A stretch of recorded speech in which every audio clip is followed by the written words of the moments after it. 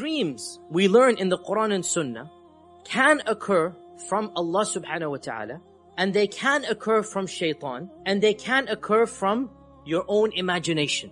We said dreams are of three types. Number one, dreams of your imagination. In Arabic, this is called hadithun nafs. Comes from your imagination. So for example, one of us is wanting a very fancy car. You want to buy the latest model of the Jaguar or the Mercedes or something, right? You're thinking about it, daydreaming. You go to sleep, lo and behold, you're driving that car.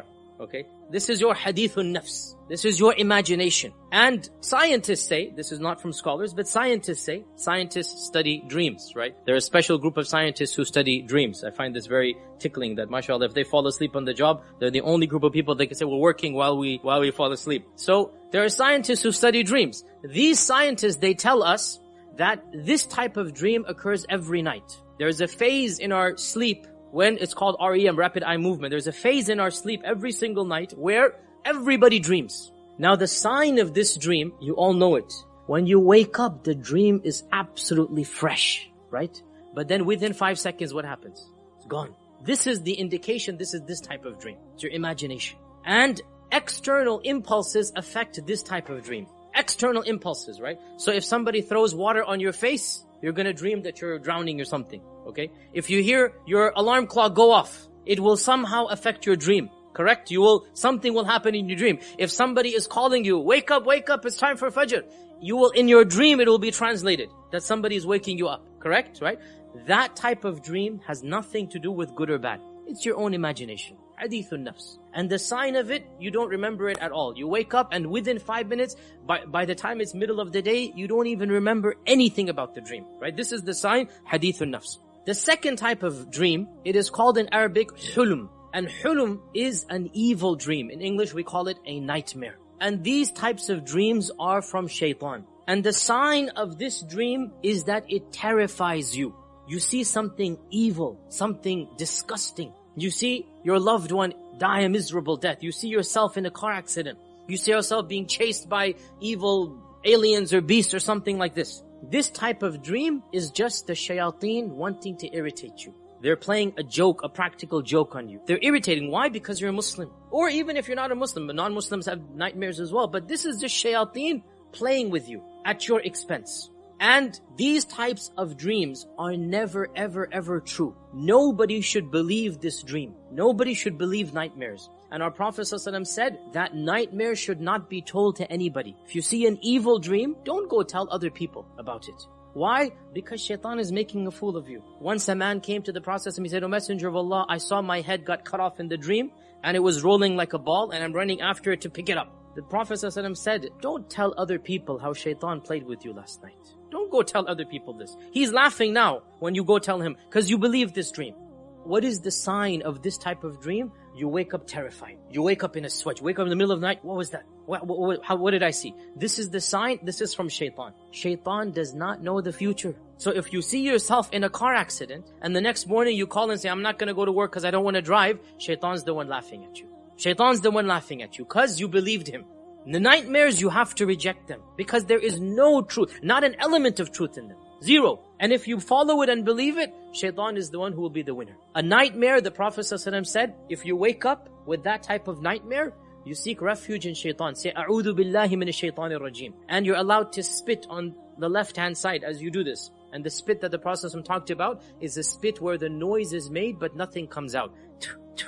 Like that. It's called nafath. And that is to expel shaitan from you. And say, "A'udhu billahi minash shaitanir rajim." And also the Prophet ﷺ said, whatever side you're on, turn to the other side. Why? Because shaitan, while he's teasing you, he is around you or sitting on you. So when you say, "A'udhu billah," and you turn around, he has to flee and run away. And the Prophet ﷺ said, if it's really bad, then even stand up and pray 2 rak'at to seek refuge in shaitan and to establish that relationship with Allah. Whatever you do, you don't tell anybody, not your loved ones, not your spouse, not your friends, nobody. These types of dreams, you leave them. Also, by the way, dreams of a vulgar nature, wet dreams, these are also from shaitan.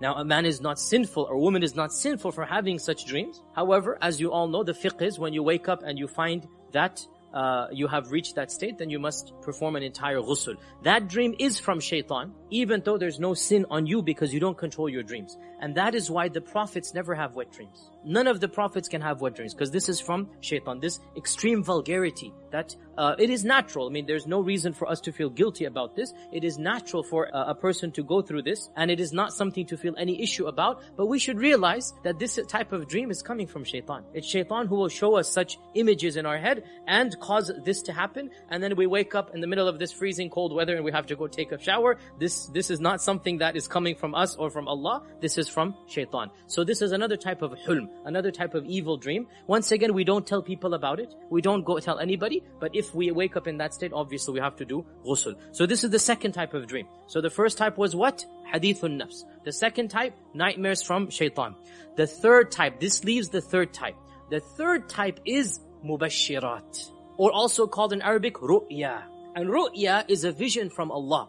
It is a positive dream. And no dream from Allah will cause you to awake in a frightened state. You will not wake up terrified, or else it wouldn't be a mubashir, would it? What does mubashir mean? From bashir, from bashara. What does mubashir mean? Glad tidings, good news, right? Something optimistic. Or even if it's not positive, it will be a factual statement. It will be something true and not something terrifying. Now, what is the sign of this type of dream? You will wake up remembering the dream vividly. So it's not hadithun nafs. And you will wake up not in a terrified state. When these two conditions are met, it is very possible, very likely that it is a mubashir. Sometimes you wake up in a positive state because you saw something positive. And sometimes you wake up in a neutral state. You're not scared and you're not happy, but you might be confused. What did I see? But you're never gonna wake up terrified. If you wake up terrified, it's not from Allah. It's from shaitan. Now, dreams from Allah are one of two types.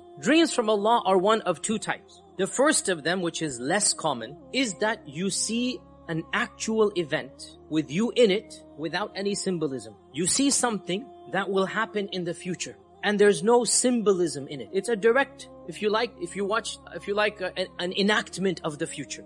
This is exactly what will happen, okay? So the Prophet ﷺ saw a dream that he's doing tawaf around the Kaaba. What year was this? 6th year of the Hijrah, right? He saw a dream, he's doing tawaf around the Kaaba. So there is no symbolism. When he saw the dream, he knew this is not a symbolic dream. So he said, "O Muslims, I saw a dream, I'm doing tawaf around the Kaaba, let's go do Umrah." What happened that year? They stopped him from coming in. And the Treaty of Hudaybiyah took place, right? Where the Prophet ﷺ was prevented from going into Mecca. He saw a dream. There's no symbolism. I saw myself doing tawaf and shaving my hair. This will happen. Allah said in the Quran, this dream that you saw is a true dream. لَقَدْ صَدَقَ اللَّهُ رَسُولَهُ رُؤْيَا بِالْحَقِّ لَتَدْخُلُنَّ الْمَسْجِدَ الْحَرَامِ. You're going to enter Masjid al-Haram. It will happen. Not this year, next. It will happen next year. So this is the first type of dream. That you see an actual enactment of what will happen. This is rarer. It's rare, but it happens. It's more common to the prophets. So Prophet Ibrahim sees, what does he see? إِنِّي أَرَى فِي الْمَنَامِ أَنِّي أَذْبَحُكَ. I see myself sacrificing you. There's no symbolism. It's clear cut, right? More common to the prophets. With regards to such types of dreams, our Prophet ﷺ narrates, Aisha tells us, that for 6 months before the revelation of the Quran, every single night, the Prophet ﷺ would see one of these dreams. For 6 months non-stop. Every time our Prophet ﷺ would go to sleep, he would dream what's going to happen tomorrow. He might be in the souk buying and selling, he dreams it. Next day, the exact same thing happens. He dreams he's going to meet somebody. Next day, that person comes, he meets him. One day, literally, 12 hours gap. He sees the dream, the next morning it happens. For 6 months non-stop. Why? Allah is telling him something special is going to happen. Allah is telling him something great is going to happen, preparing him for the revelation of Iqra. For 6 months this happens, and then Iqra is revealed. So this is this type of dream. We said dreams from Allah are two types. Number one, no symbolism. Number two, symbolism. And this is the more common type. Sometimes the prophets have it, yes. And more commonly, even non-prophets have it. And in this type of dream, every object that you see symbolizes, represents something else. So, an ear of corn represents a year of water, according to the story of Yusuf, right? Or a very fat cow and a very thin cow represents a year of drought versus a year of surplus, right? Or X represents Y. A tree represents this, the Kaaba represents that. Okay? Light represents something else. In one hadith, the Prophet ﷺ said, I saw men wearing robes of different sizes. Some of their robes were up to their necks, some of them up to their stomachs. And I saw Umar ibn al-Khattab, his robe, his shirt was dragging behind him. They said, how did you interpret it? He said, the religion. People have different sizes of religion. Some's religion is small, some's religion is big. Umar's religion was so strong, it's going all the way back there. So a shirt means religion in this dream. Now, by the way, this doesn't mean that in every single dream a shirt symbolizes religion. But in this dream it did. So this type of dream is a symbolic dream. Another point here, the Prophet ﷺ said, when you see such a dream from Allah, what type of dream? The beautiful dream. Mubashirat. Don't tell anyone except someone whom you trust. The good dreams, you only tell them to those whom you trust. Because people might get jealous, because people might think evil thoughts, you only tell the ones who are close to you. You're allowed to tell, you should tell, but you only tell those who you trust. Now, when you tell those whom you trust, if you don't know how to interpret dreams, you should be quiet. Because there's a danger for incorrectly interpreting dreams. In one hadith, the Prophet ﷺ said, a dream that has not been interpreted is like a bird flying above you. As soon as someone interprets it, the bird will fall down. Meaning, done deal.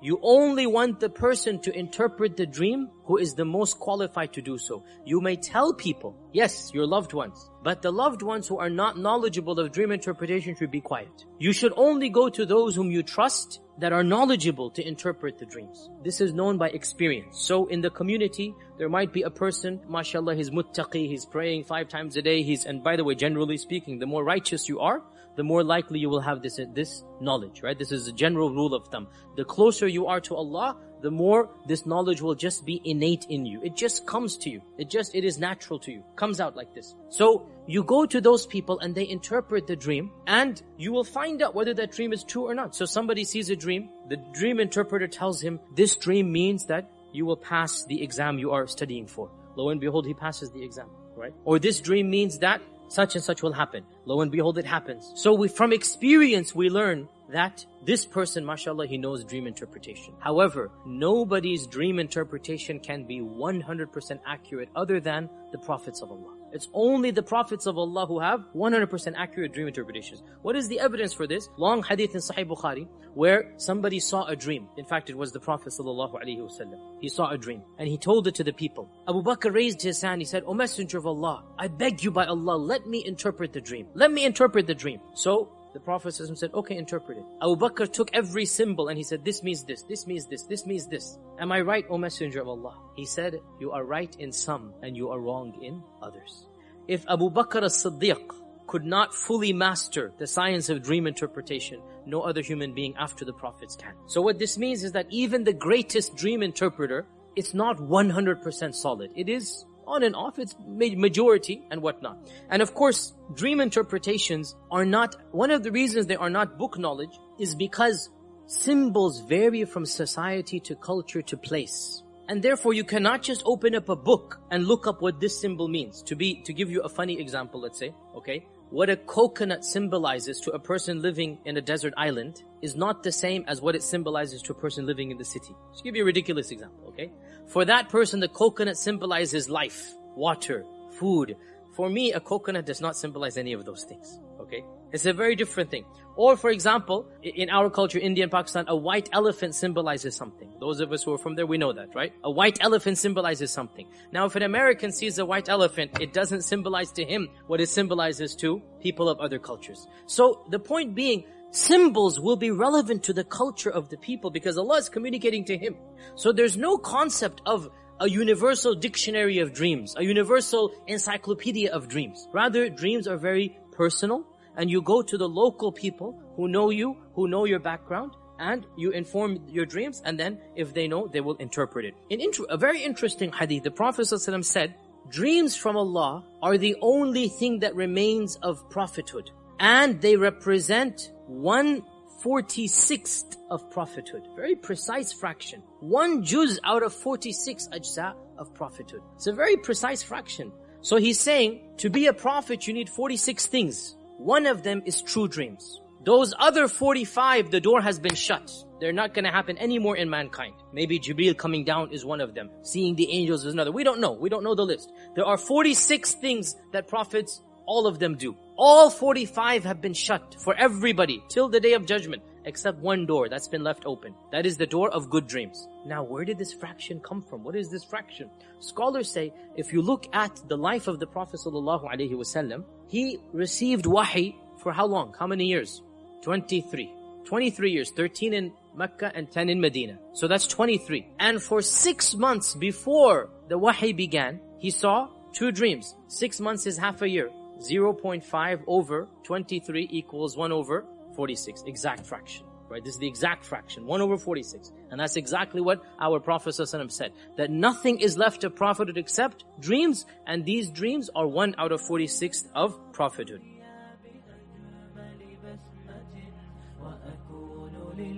خير العميم